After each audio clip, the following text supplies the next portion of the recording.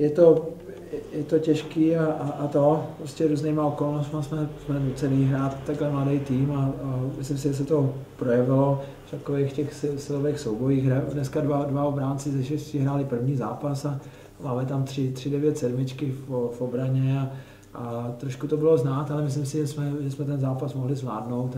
a přístupem a srdcem a ty lidi to cítili, my jsme tam dali srdce až ve třetí třetině a to mě mrzí, protože když jsme takhle mladý tým, tak tam musíme dát jinou energii a prostě nezvrátili jsme ten zápas na naší stranu a musíme vyřešit nějak to, jo, tady junioři si vodějí z kabiny do kabiny a nepatří ani do juniorky, ani do Ačka, musíme tomu udělat nějaký řád a příští týden prostě se rozhodneme a jsou nějaké možnosti a podle toho se to pak bude odvíjet dál a to musíme si tím projít a prostě je to těžký, jak jsme tady byli v euforii a z začátku, tak prostě teď a nepodlehli jsme jí, tak teď nesmíme podlehnout ani nějakým špatným náladám. To prostě už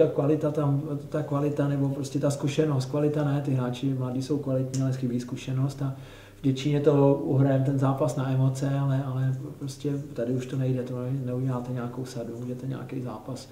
urvat, ale mrzí nás to, lidi super a třetí zápas doma jsme prohráli a příště přijde zase o x diváků míň a to mě mrzí nejvíc, že hazardem s tím domácím prostředím, protože v Děčíně jsme odehráli dobrý zápas a dneska jsme tady prostě bojovali o vyrovnání ve třetí třetině, ale to je málo a